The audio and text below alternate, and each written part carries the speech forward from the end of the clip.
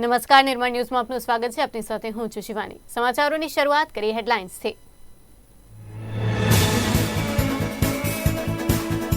લોકસભા ચૂંટણી પહેલા દેશમાં લાગુ કરાશે સીએએ। કેન્દ્રીય ગૃહમંત્રી અમિત શાહનું મોટું એલાન। લોકસભા ચૂંટણી પહેલા સીએએ લાગુ કરવા માટે નોટિફિકેશન બહાર પાડવામાં આવશે।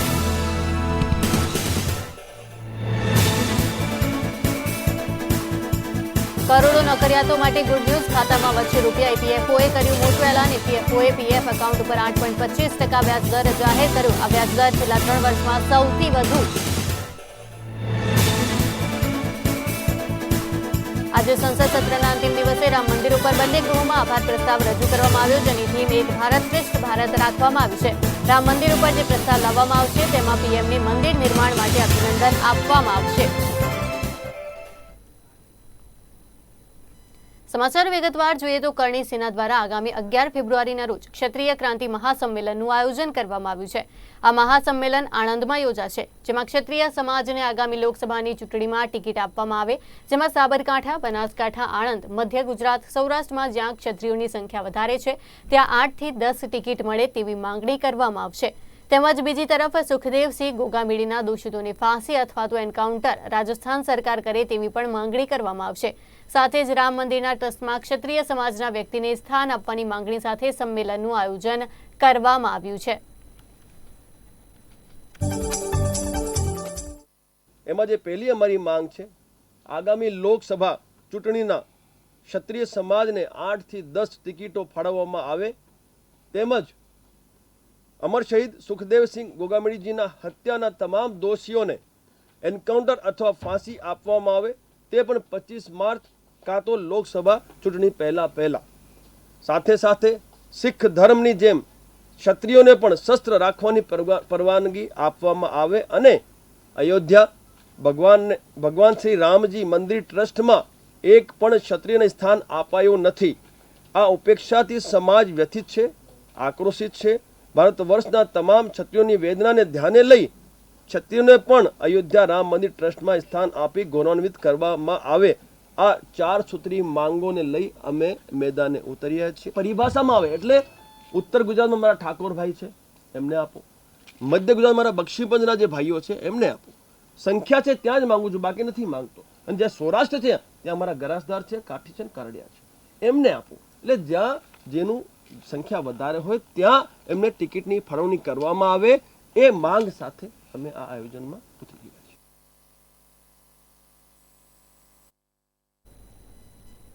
રિટાયરમેન્ટ બોડી ઈપીએફઓએ દેશના લાખો કર્મચારીઓને મોટી ભેટ આપી છે। ઈપીએફઓએ 2023-24 માટે એમ્પ્લોઈઝ પ્રોવિડન્ટ ફંડ થાપણો પર 8.25% ઉચ્ચ 3 વર્ષનો વ્યાજદર નક્કી કર્યો છે।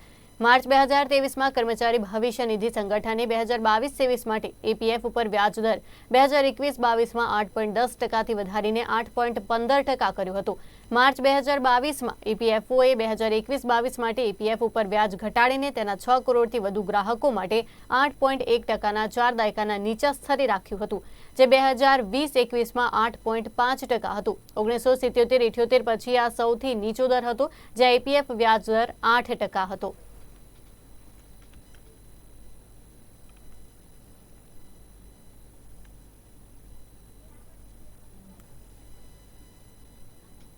સુરત જિલ્લાના માંડવી તાલુકામાં ચાલતી સ્ટોન ક્વોરીઓ બંધ કરાવવા મામલે આજે માંડવી ખાતે મહત્વની બેઠક મળી હતી। આ ક્વોરીઓ બંધ કરાવવા બાબતે ચાલી રહેલી ગ્રામજનોની લડતને પગલે તંત્ર દ્વારા 4 વ્યક્તિઓનો સમાવેશ કરીને તપાસ કમિટીની રચના કરવામાં આવી છે, જેમાં રાજ્યમંત્રી કુંવરજી હળપતિ, સ્થાનિક પ્રાંત અધિકારી, પોલીસ વિભાગ અને ડીએલઆર વિભાગના અધિકારીઓ મળી 4 સભ્યોની તપાસ કમિટી બનાવવામાં આવી છે। સુરત જિલ્લાના આદિવાસી વિસ્તાર ગણાતા માંડવી તાલુકાના અરેઠ ગામે પથ્થરો તોડવાની સ્ટોન ક્વોરીઓ આવેલી છે।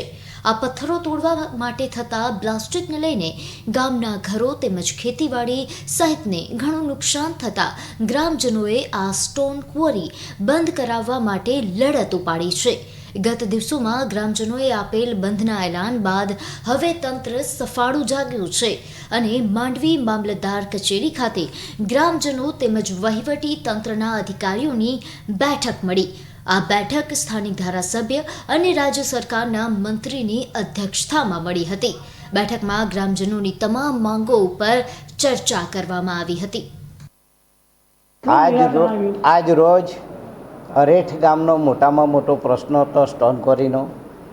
તમામ અરેઠ ગામના આગેવાનો અને સાથે સાથે કવારીના આગેવાનો, અધિકારીશ્રીઓ મારા લેવલના એ માંડી સ્થાનિક અને સુરતના ડીકે ભ્રષ્ટાચારની હાજરીમાં અમારે નિરાકરણ સુખદ ઉકેલ આવે એના માટેનો એક મિટિંગ રાખવામાં આવી હતી. અને આજે મને કહેતા આનંદ થાય, બંને પક્ષો મારી વાતને માન્યતા રાખીને 15 દિવસ સુધી એટલે કે 29 તારીખ સુધી કવારી બંધ રાખવાનો નિર્ણય અમે કર્યો છે. અને આ કવારી 15 દિવસમાં સમિતિ રચાશે. 5 દિવસમાં કમિટી રચાઈને 10 દિવસમાં રિપોર્ટ તૈયાર કરશે. રિપોર્ટમાં સાચો શું છે, ખોટું શું છે એ તમામ અમને અહીંયા રિપોર્ટ આપશે. ત્યાર પછી અમે અગાઉની કાર્યવાહી કરવાના. ત્યાં સુધી તમામ ગામવાળાને પણ આંદોલન કરવાની ના પાડી છે. ભૂસ્તર શાસ્ત્રીથી લઈને તમામ અધિકારીઓ પણ કોઈ પણ જાતનું નિવેદન કરવું નહીં તેવી અહીંથી સૂચન કરવામાં આવેલ છે. અને એનો અર્થ એ થાય કે અમે સુખદ ઉકેલ લાવીશું. માંડવી તાલુકાના અરેઠ ગામે 5થી વધુ સ્ટોન ક્વોરીઓ આવેલી છે, જે બાબતે ગ્રામજનો લડત ઉપાડી રહ્યા છે. રાજ્યમંત્રીની અધ્યક્ષતામાં મળેલ બેઠકમાં ગ્રામજનોની માંગના અનુસંધાનમાં સમગ્ર મામલે એક તપાસ સમિતિની રચના કરવામાં આવી. આ તપાસ સમિતિમાં રાજ્યમંત્રી કુંવરજી હળપતિ, સ્થાનિક પ્રાંત અધિકારી, પોલીસ વિભાગના એક અધિકારી તેમજ DLR વિભાગના પણ એક અધિકારી મળીને 4 સભ્યોની તપાસ કમિટીની રચના કરવામાં આવી. અરેઠ ગામમાં જે તકલીફો થઈ રહી હતી એને લઈને અમે પ્રાંત ઓફિસમાં આવ્યા અને ત્યાં અમારા પ્રાંત ઓફિસર MLA સાહેબ જોડે મિટિંગ થઈ, અમારા ગામના માણસો અને કુંવરજી સાહેબ જોડે. તો એમણે અમને કીધું છે કે સ્થળ તપાસ થશે, ત્યાં ભૂસ્તર શાસ્ત્રી પણ હશે અને ગામના લોકો પણ હશે, અને જ્યાં સુધી આ તપાસ ના થાય પૂરેપૂરી ત્યાં સુધી સંપૂર્ણપણે ક્વારીઓ બંધ રાખવામાં આવશે એવું જણાવ્યું છે અમને, ને લોકોના હિતમાં જ નિર્ણય લેવામાં આવશે એવું પણ જણાવ્યું છે. સ્ટોન ક્વોરી બાબતે તપાસ કમિટીની રચના તો કરાઈ, પરંતુ છેલ્લા કેટલાય વર્ષોથી સ્થાનિક વહીવટીતંત્ર અને સ્થાનિક નેતાઓના મેળા પીપળામાં આ સ્ટોન ક્વોરીઓ બે રોકટોકપણે ચાલી રહી છે. પરંતુ હવે જ્યારે ગ્રામજનો મરણ્યા બન્યા છે ત્યારે મોડા જાગેલું વહીવટીતંત્ર તપાસ કમિટીનું તરકટ રચ્યું. પરંતુ આ સ્ટોન ક્વોરીઓ ચલાવવા માટે જવાબદાર ભૂસ્તર વિભાગનો અભિપ્રાય પણ ખૂબ જરૂરી થઈ પડે છે. પરંતુ તપાસ કમિટીમાં ભૂસ્તર વિભાગના કોઈ અધિકારીને લેવામાં જ નથી આવ્યા, જેથી આવનાર દિવસોમાં જો ગ્રામજનોની લડત ઢીલી પડશે તો ફરીવાર આ સ્ટોન ક્વોરીના સંચાલકોને મોકળું મેદાન મળે તો નવાઈ નથી. અમિશ ચાવડા, નિર્માણ ન્યૂઝ, બારડોલી. સમાચારમાં આગળ વાત કરીએ તો જામનગરમાં લાલ બંગલા સર્કલ ખાતે વડાપ્રધાન નરેન્દ્રભાઈ મોદી ઉપર રાહુલ ગાંધીએ કરેલ ટિપ્પણીનો ભાજપ દ્વારા વિરોધ કરવામાં આવ્યો છે. જામનગરમાં ભાજપ બક્ષી પંચ મોરચા દ્વારા આ વિરોધ કરવામાં આવ્યો. ભાજપના કાર્યકર્તાઓએ હાથમાં બેનર લઈને સૂત્રોચ્ચાર કર્યા હતા અને રાહુલ ગાંધી હાય હાય, કોંગ્રેસ હાય હાયના નારા લગાવ્યા હતા. ભાજપના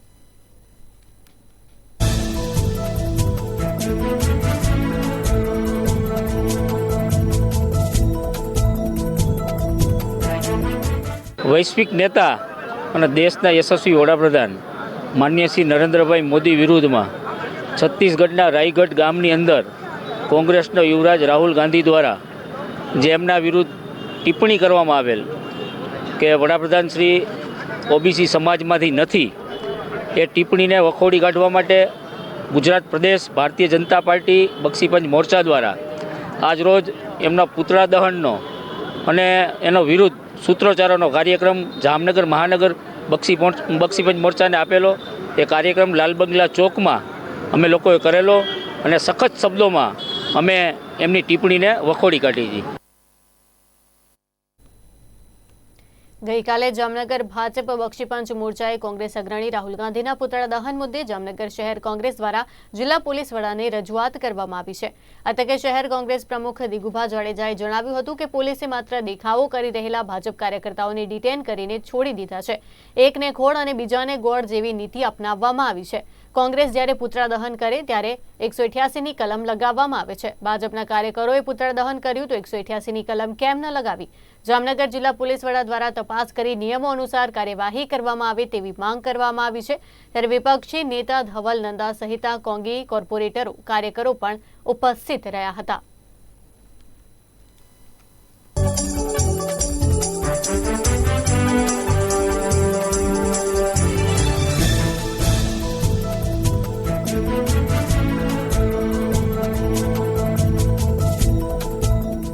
એકને ગોળ અને એકને ખોળની નીતિ, કાયદાઓનું પાલન ના કરવું, આ ભારતીય જનતા પાર્ટીના શાસનમાં જ્યારે વિરોધ તો કરવાની બધી પાર્ટીઓને છૂટ હોય, પણ જ્યારે જે કાયદાઓનું પાલન ના કરે અને જાહેરમાં પુતળાદહન થતી હોય, પુતળાદહન થયું રાહુલ ગાંધીનું ગઈકાલે, ત્યારે પોલીસ ત્યાં જ હતી, મૂક પ્રેક્ષક બનીને જોતી રહી. રાહુલજીનું પુતળાદહન તો કર્યું, પણ જ્યાં કલેક્ટરના જે ઓર્ડર છે કે 188 મુજબ જે ક્યાંય આગ લાગે એ બધું કલેક્ટરના રોજનો એક નિયમ બહાર પડે છે, એનું ઉલ્લંઘન કરી અને માત્ર ને માત્ર જામનગર સિટી બીમાં જેના ભાજપના કાર્યકર્તાઓ હતા એને 5 મિનિટ બેસાડીને જતા કરવામાં આવ્યા. જે પાર્ટી કોંગ્રેસ પાર્ટી હોય કે અન્ય કોઈ પાર્ટી હોય, જ્યારે કોઈ આવો કાર્યક્રમ કરવાની વાત હોય ત્યારે મંજૂરી લેવી પડે છે. મંજૂરી પછી ત્યાં કાર્યક્રમમાં ભેગા થાય તો ભેગા પણ નથી થવા દેતા. અને પુતળા દહન તો વાત ઠીક છે, પુતળું બનાવીને લઈ જાય તો પણ કાયદાઓની એટલી બધી કલમો લગાડી દે છે અને કાર્યકર્તાઓને હેરાન કરવામાં આવે છે. શું સરકાર એની છે તો એને કોઈ કાયદો લાગુ ના પડે? અમે આજે એસપી સાહેબને રજૂઆત કરી આવ્યા છીએ. જામનગરના એસપી સાહેબ જામનગરમાં આવ્યા તેથી કાયદાનું પાલન કરવામાં એમનું સારું નામ છે. ત્યારે આજે અમે પણ એની પાસે આશા રાખવા આવ્યા છીએ કે બાબા સાહેબે લખેલું સંવિધાનનું પાલન થાય અને જે લોકોએ આ કૃત્યુ કર્યું છે એની ઉપર કાયદેસર કાર્યવાહી થાય.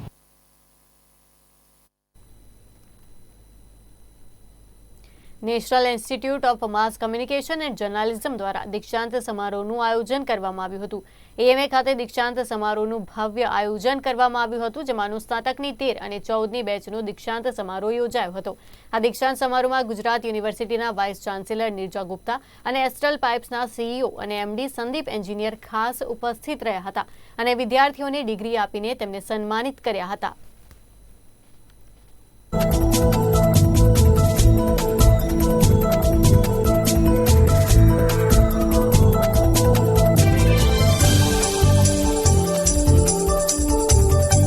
વિશ્વ સંવાદ એજ્યુકેશન ફાઉન્ડેશન દ્વારા સંચાલિત આ સંસ્થાનો 13મી અને 14મી બેચનો પોસ્ટ ગ્રેજ્યુએટ ડિપ્લોમાનો આજે આ દીક્ષાંત સમારોહ હતો.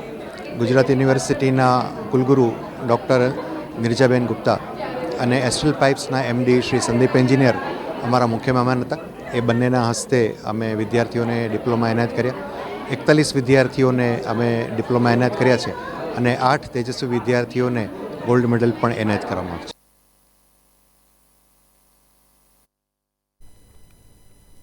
સમાચારોમાં આગળ વાત કરીએ તો સોમનાથથી વંદે ભારત ટ્રેન ક્યારે શરૂ થશે તેને લઈને અનેક અટકળો ચાલી રહી છે. સોમનાથ સુધી ઇલેક્ટ્રિકલ લાઇન નાખવાનું કામ શરૂ થઈ ગયું છે, જે પૂર્ણતા તરફ પણ હવે આગળ વધી રહ્યું છે. પરંતુ ડિસેમ્બર 2024 સુધી સોમનાથથી વંદે ભારત ટ્રેન શરૂ થવાની કોઈ જ શક્યતાઓ હાલ નથી દેખાઈ રહી. વેરાવળ, જેતલસર, ઢસા અને બોટાદ સુધી ઇલેક્ટ્રિક લાઇનનું કામ પૂરું થયું છે, પરંતુ બોટાદથી ગાંધીગ્રામ સુધી કામ ચાલુ છે, જે પૂર્ણ કરવા ડિસેમ્બર 2024 સુધીનો લક્ષ્યાંક રેલવે વિભાગને આપવામાં આવ્યો છે. તે મુજબ વંદે ભારત ટ્રેન શરૂ થવામાં વિલંબ થશે. જોકે પશ્ચિમ રેલવેના જનસંપર્ક અધિકારી પ્રદીપ શર્માએ માધ્યમોને પ્રેસ રિલીઝ મારફતે વિગતો આપતા જણાવ્યું હતું કે સોમનાથ અને વેરાવળ રેલવે સ્ટેશનનું રીડેવલપમેન્ટનું કામ પણ ચાલી રહ્યું છે, જે આગામી મહિનાઓમાં પૂર્ણ થાય તેવી શક્યતાઓ છે. વધુમાં વંદે ભારત ટ્રેનના અપડેટ વર્ઝન માટે પણ કામ ચાલી રહ્યું છે તેવું પણ જણાવ્યું હતું.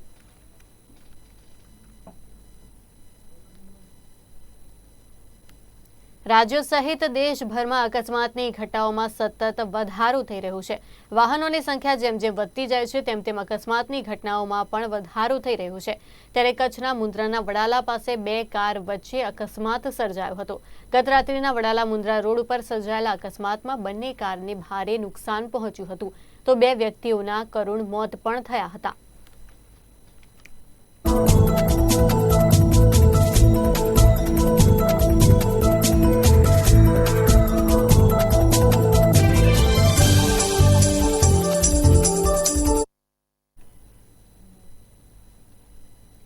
રાજ્યમાં બેફામ ચાલતા રેતીના ડમ્પરે વધુ એક માસૂમનો ભોગ લીધો છે.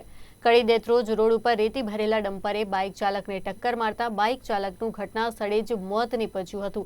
આ ઘટનાને જાણ થતાં જ પોલીસ સ્થળ ઉપર દોડી આવી હતી અને મૃતદેહને પીએમ અર્થે ખસેડ્યો હતો. જોકે અકસ્માત સર્જ્યા બાદ ડમ્પર ચાલક ફરાર થયો હતો. પોલીસે સ્થળ ઉપરના સીસીટીવી તપાસતા તેમાં ડમ્પર ચાલકના નાસ્તા દ્રશ્યો પણ કેદ થયા હતા, જેના આધારે હવે પોલીસે તપાસ હાથ ધરી છે.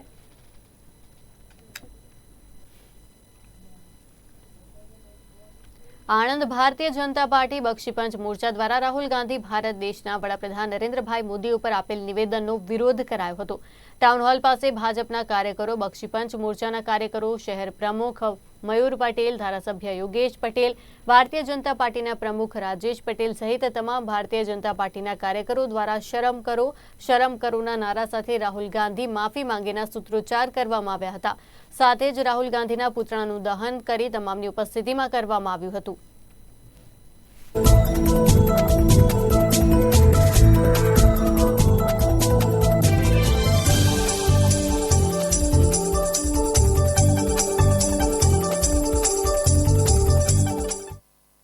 ગઈકાલે રાહુલ ગાંધીએ જે શરમજનક નિવેદન કર્યું છે એને અમે સખત શબ્દોમાં વખોડી કાઢીએ છીએ.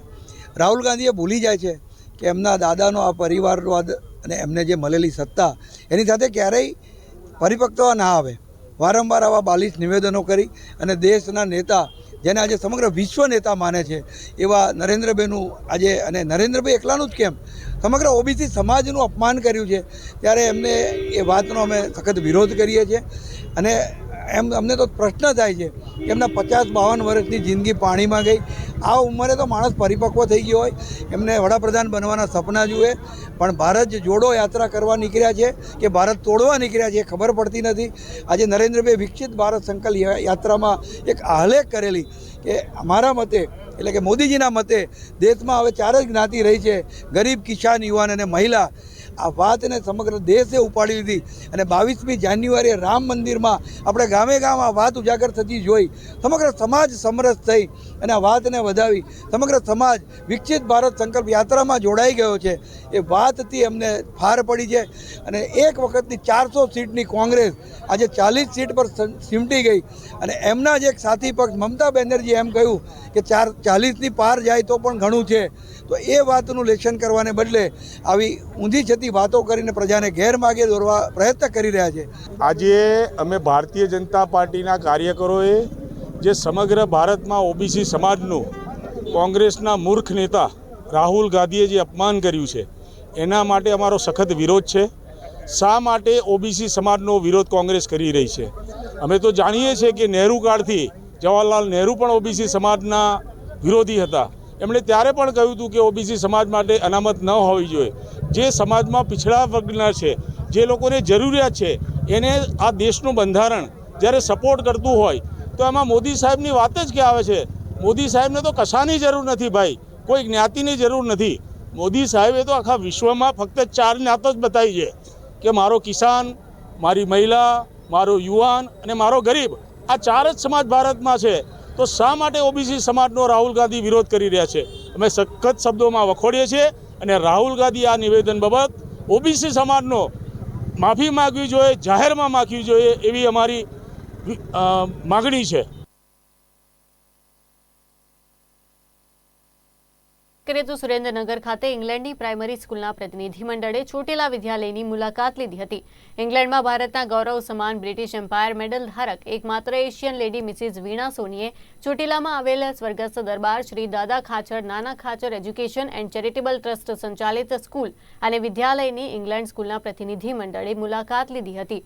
નોર્થ ઇંગ્લેન્ડની લાર્જેસ્ટ એપી પ્રાઇમરી સ્કૂલ અને કિંગ સ્કૂલના 8 શિક્ષકો અને 25 વિદ્યાર્થીઓએ મળી 33 લોકોનું આ પ્રતિનિધિ મંડળ અહીં આવ્યું હતું. આ પ્રસંગે Chotila the sun science school અને આદિત્ય વિદ્યાલયના વિદ્યાર્થીઓ દ્વારા સાંસ્કૃતિક અને શિક્ષણને લગતા વિચારોની આપ-લે કરી શકે તેવું આયોજન કરવામાં આવ્યું હતું.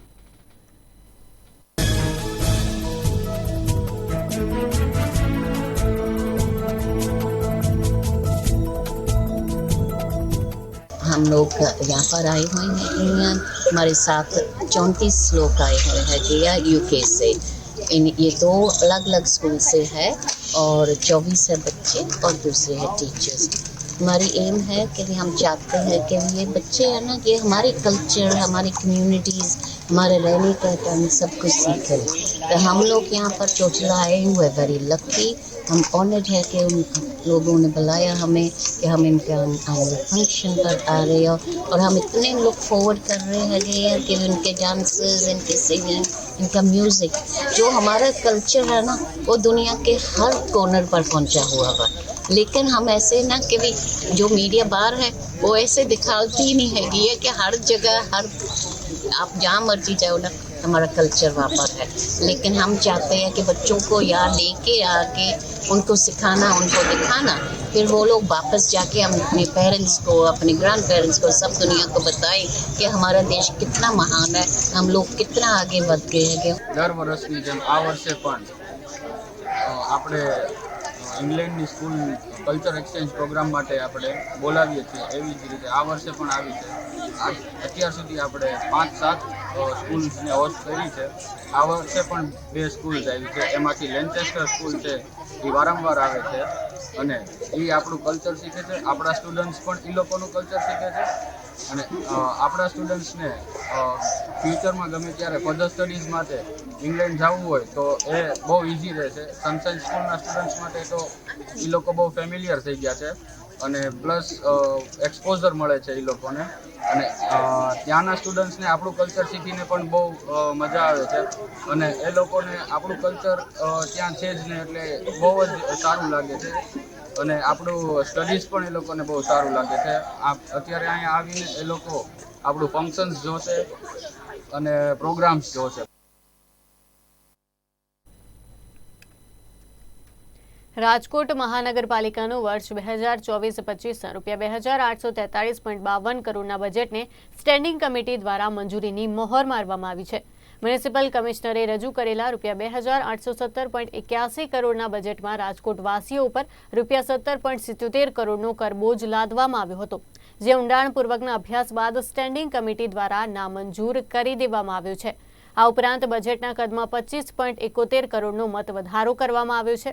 સ્ટેન્ડિંગ કમિટી દ્વારા અલગ અલગ 18 નવી યોજનાઓનો પણ સમાવેશ આ બજેટમાં કરવામાં આવ્યો છે, જેમાં કોર્પોરેટરોની ગ્રાન્ટમાં 33% વધારો કરવામાં આવ્યો છે। ત્યારે મેયરને વિકાસ કામો માટે ફાળવવામાં આવતી ગ્રાન્ટ 6 લાખથી વધારીને 8 લાખ કરવામાં આવી છે। ડેપ્યુટી મેયર, સ્ટેન્ડિંગ કમિટીના ચેરમેન અને વિરોધ પક્ષના નેતાને વિકાસ કામો માટે ફાળવવામાં આવતી ગ્રાન્ટ 4.5 લાખથી વધારીને 6 લાખ કરવામાં આવી છે। ત્યારે ડેપ્યુટી મ્યુનિસિપલ કમિશનરની ગ્રાન્ટમાં પણ વધારો કરવામાં આવ્યો છે।